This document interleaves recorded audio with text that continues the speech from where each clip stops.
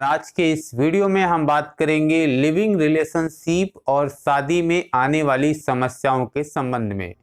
दोस्तों, living relationship क्या है ये आप जानते होंगे। जो नहीं जानते उन्हें मैं बता दूं कि लिविंग रिलेशनशिप जहां एक मेल और एक फीमेल दोनों बालिग हैं, दोनों एक साथ रहते हैं, पति पत्नी की तरह रहते हैं, एक छत के नीचे रहते हैं, तो ऐसे संबंधों को लिविंग रिलेशनशिप कहा जाता है। और आजकल ये फिल्मों में काफ़ी प्रचलन में दिख रहा है और समाज में भी काफ़ी फैल रहा है।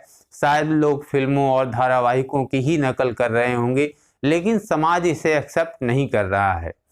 कई हाई कोर्ट और माननीय सर्वोच्च न्यायालय के इस पे कई निर्णय भी आए हैं, जिसे लिविंग रिलेशनशिप को कोर्ट ने सही ठहराया है कि यदि कानून के दायरे में रहकर कोई लड़का या कोई लड़की, कोई मेल फीमेल एक साथ रहते हैं तो उन्हें कोई परेशान नहीं करेगा, किसी को कोई आपत्ति नहीं होनी चाहिए, क्योंकि वो बालिग हैं, एक साथ एक कमरे में एक छत के नीचे वो रह सकते हैं। लेकिन लिविंग रिलेशनशिप के समय जो मेल होता है, जो फीमेल होता है, वो दोनों हमेशा असुरक्षा की भावना से ग्रस्त रहता है कि उसे इस बात का डर होता है कि पता नहीं कब एक साथी उसे छोड़कर चला जाएगा।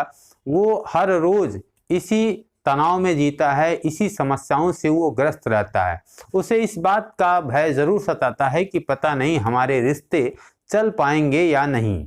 तो जो लिविंग रिलेशनशिप होता है वो एक ऐसा समझौता होता है जिसे वो मेल और फीमेल प्रतिदिन अपने उस रिश्ते को रिन्यू करते हैं, जिसे समाज स्वीकार नहीं करता। भले ही कोर्ट इस पे सही ठहरा रही हो, लेकिन उसे समाज आज भी उसे स्वीकार नहीं करता।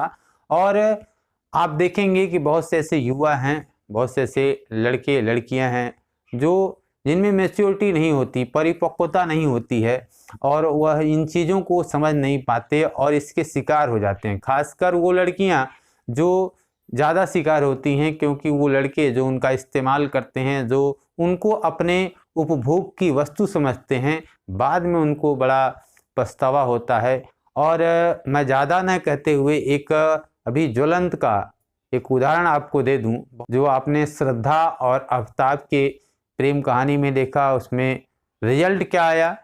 लिविंग रिलेशनशिप में दोनों रहते थे, लेकिन उसका प्रेमी आफ्ताब उसे 35 टुकड़ों में कर 35 स्थानों पर फेंकता है। उसकी जांच चल रही है ना। जब उनके पेरेंट्स उन्हें समझाते हैं तो उन्हें लगता है कि आप समझते नहीं हैं, लड़का बहुत पढ़ा लिखा है, आप नहीं समझ पाएंगे। तो उनको शायद इस बात की समझ नहीं होती कि मेरे पास ही वो समझ नहीं है। तो हमेशा इन चीज़ों को ध्यान रखना चाहिए कि हम कर क्या रहे हैं, इसका परिणाम क्या होगा, समाज में क्या परिणाम आ रहे हैं, क्योंकि ऐसे रिश्ते ज़्यादा संभावना होती है कि वो टूट जाते हैं। टूटने की वजह क्या होती है कि कम उम्र में ऐसा डिसीजन ले लेना, और वो कम उम्र जब वो परिपक्व नहीं है, मैच्योर नहीं है, क्योंकि मैच्योरिटी जो आती है वो ठीक ठाक से 25 साल 30 साल के बाद आती है।